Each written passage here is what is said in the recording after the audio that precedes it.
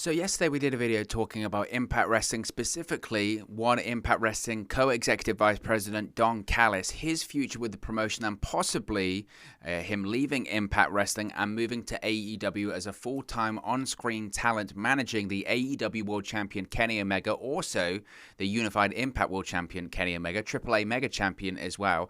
And I mentioned when we spoke about this that there was still a lot of confusion. This was something in which it was just pointed out that Don Callis wasn't being listed anymore on Anthem's website as an executive for Impact Wrestling, while Scott D'Amore still was.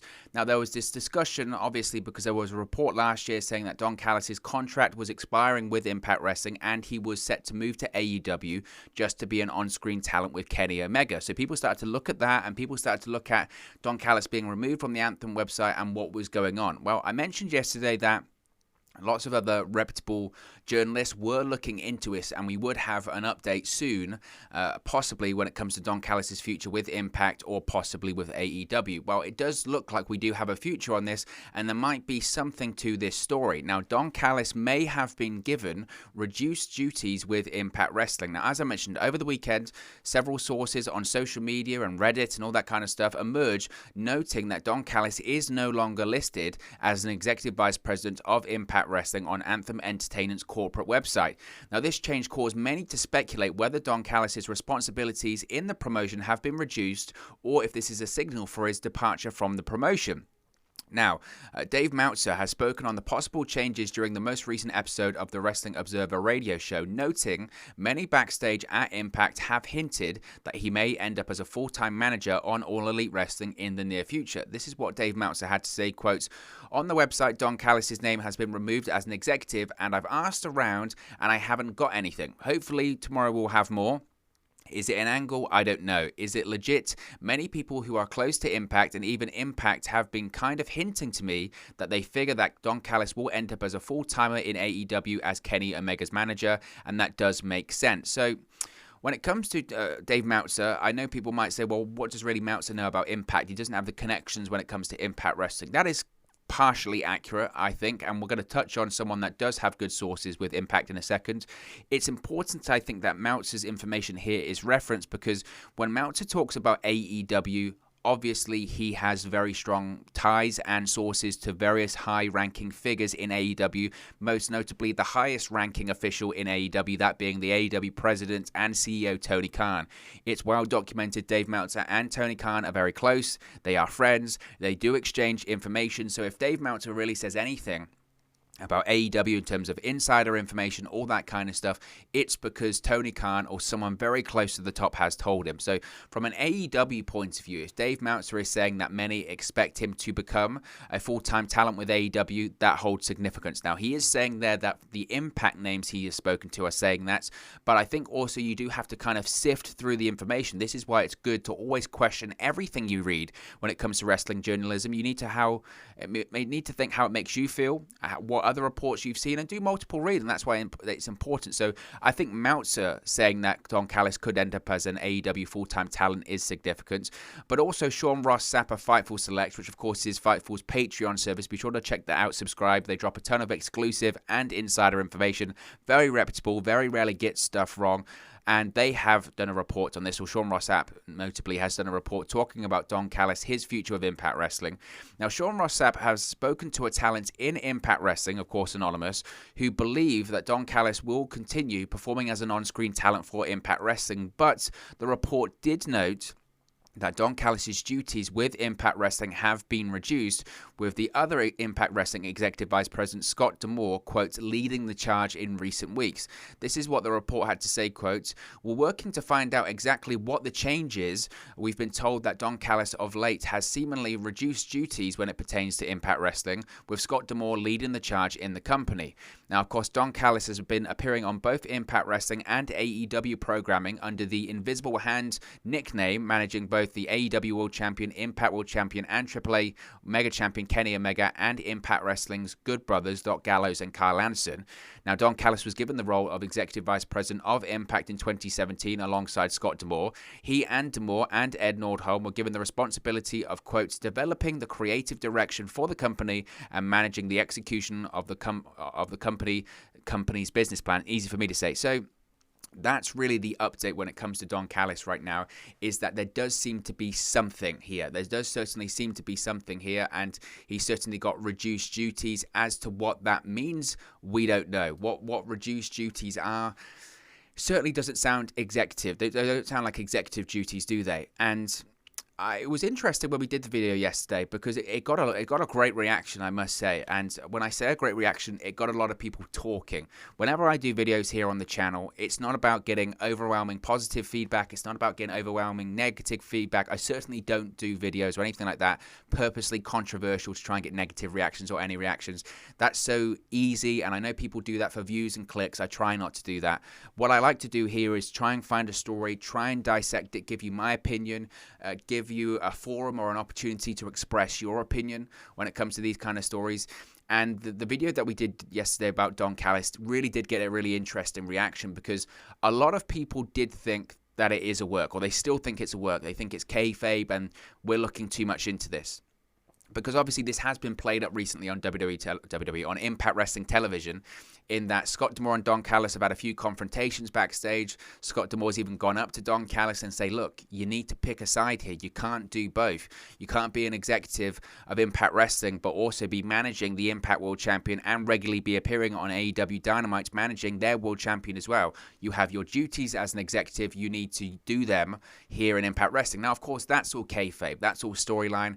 And it's led people to say, well, obviously they're planning on doing some kind of split on Impact Wrestling Television where Don Callis is no longer an executive vice president, or they get official word from Anthem that Don Callis is no longer an executive vice president of Impact Television, and no longer can the invisible hand manipulate things because he's no longer invisible. That's what people are thinking when it comes to the storyline side of things. So rightfully so, people are saying, well, we've seen the seeds of this storyline on television, and if they really wanted to commit to this storyline, they would remove Don Callis as an executive from the Anthem website, and then it would get people talking like it is now, and suddenly people are talking about the storyline. My response to that is that people were kind of doing both sides of it.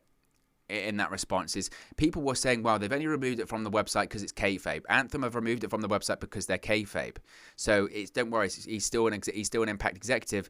But then other people I saw were saying that it's been removed from the website, so it's kayfabe, but it's still on his Impact, it's still on his Twitter bio, so it means that it's official. Twitter bios really don't mean anything, by the way, guys. The Young Bucks post a new bio every single day, taking shots at people because Twitter bios are meaningless.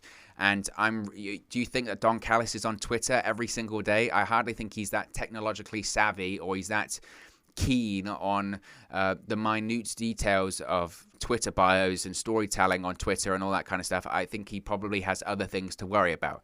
So just because it still says Impact Executive in his Twitter bio, I don't think that's probably the case. There are a ton of WWE, former WWE superstars that have been released that still have WWE in their name.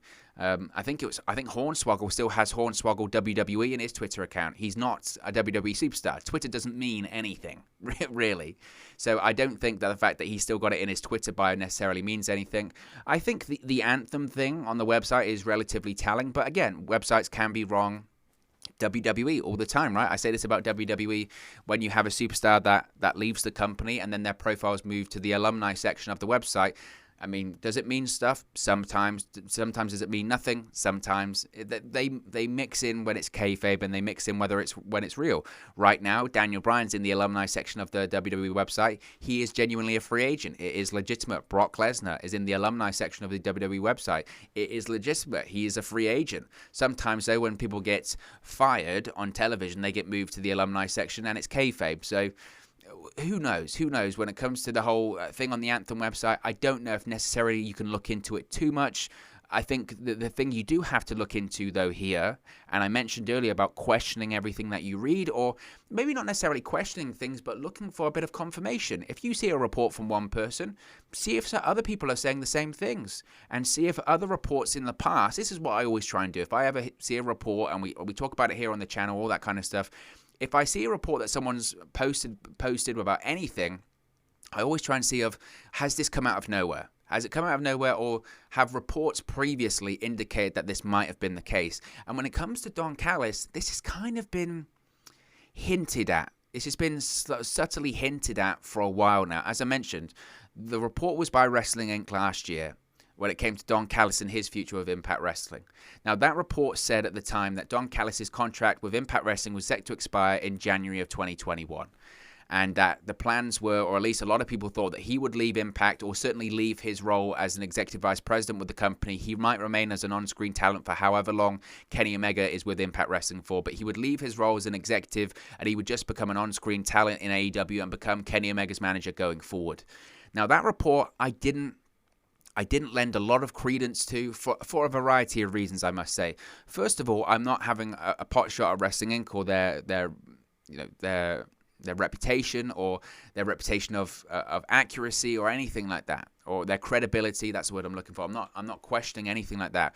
At the time, though, they had done some Impact Wrestling reports at the time that were proven not to be accurate. Now, that's not their fault. That isn't their fault. Maybe they might look at themselves and say, maybe we should double check with more sources, or our source was inaccurate, or at the time that was an accurate statement, but things change over time. So much can change so quickly in the world of pro wrestling that sometimes it's unfair when a report is wrong to say, look, you were wrong, you don't know anything. Because they have got lots of things right before. They were the first to break the story about the change when it comes to the Monday Night Raw announce team, to Adnan Virk coming in, to Corey Graves moving to Monday Night Raw. They were the first to break those story, and they were the first to break the story of the Lacey Evans pregnancy and all that kind of stuff. So they're very credible. They've been around for a long time, and Raj does a good job. And so does Nick Houseman there. But the stories that they were doing about Impact last year, they were proving not to be that accurate. I remember the first report that came out right after the Winter is Coming edition of Dynamite, when we first had this AEW and Impact Wrestling working relationship. It's almost infamous now, and it said, well, don't get your hopes up for an Impact Wrestling and AEW working relationship, because it's not going to be that intertwined. It's going to be a one-off. Kenny Omega's going to appear on Impact Wrestling once. That's just going to be it. It's a favor to Don Callis, because Don Callis did Kenny Omega a favor of appearing for a couple of times on AEW Dynamite. Don't get your hopes up. It's not going to be that intertwined. Well, fast forward later, Kenny Omega is both the AEW World Champion and the Impact World Champion, and you've got the Good Brothers appearing regularly on Dynamite. You've had the likes of Matt Hardy and Private Party appear on Impact Wrestling too. Tony Khan's appeared on Impact Wrestling a ton of times. He's actually appeared inside of the Impact Zone in addition to his paid advertisements. So that whole working relationship thing being a one-off, that wasn't accurate. And there were other things that were proven not to be accurate at the time. So a lot of people said, that one, when it comes to the Don Callis report, that might not be accurate as well. And frankly, there were details in there that were questionable.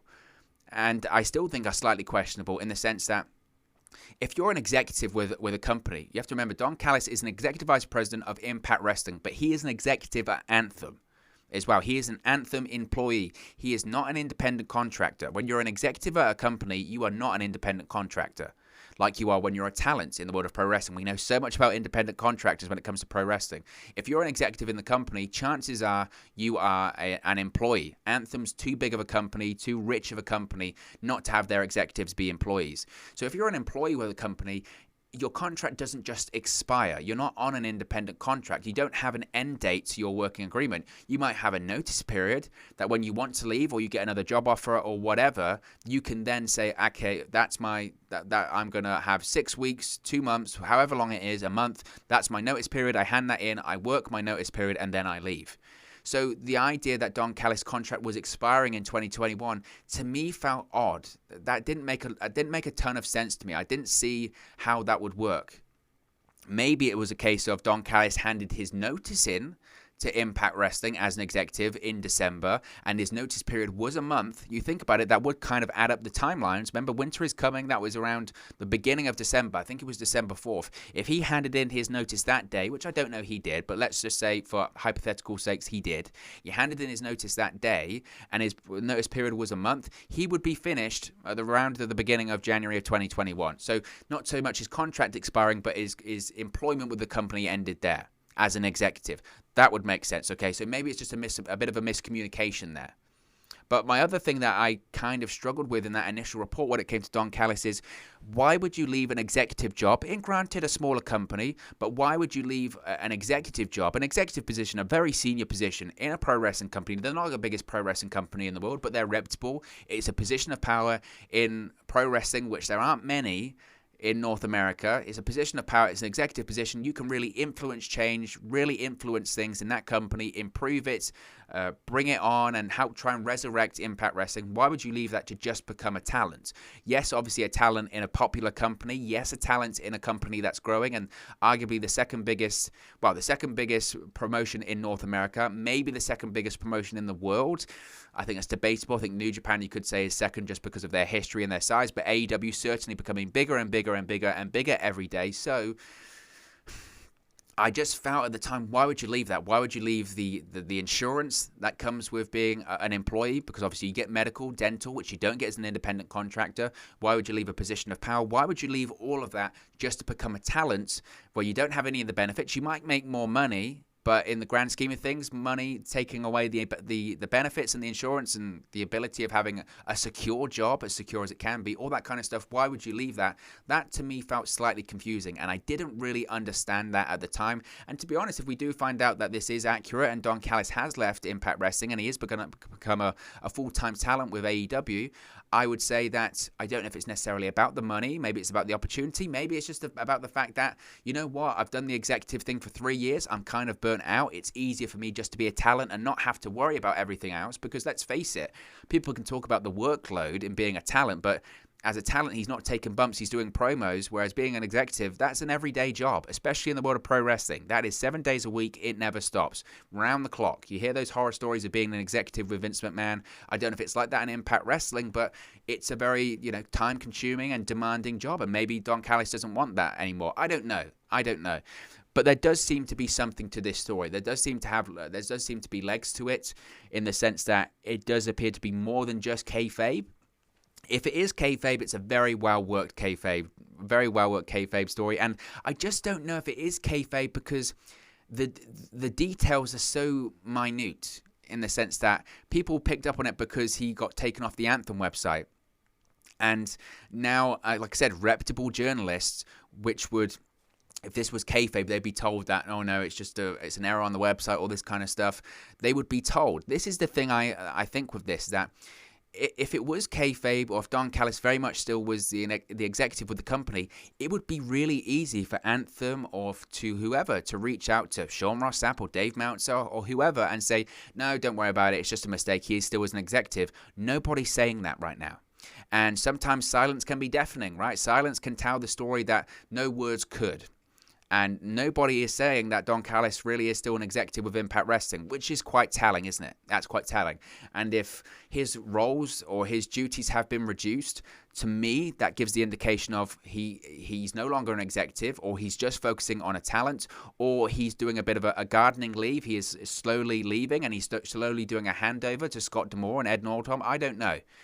But if talents are saying that his roles are reduced, if his profile is being removed from Anthem, and there are these rumors about his contract expiring, which might just mean he handed in his notice period, to me it feels more and more likely that Don Callis possibly is in the process of no longer being Executive Vice President of Impact Wrestling. Now, does it mean he's going anywhere in terms of an on-screen presence anytime soon? No. Because I don't think Kenny Omega is going from the Impact Wrestling television scene anytime soon. I think at the very least, Kenny Omega sticks around until Slammiversary. I think most people would agree at the very least, he sticks around until Slammiversary. Personally, I think it lasts longer. I think Kenny Omega sticks around until October at Bound for Glory. But as long as Kenny Omega is on Impact Wrestling television, Don Callis is going to be on Impact Wrestling television too.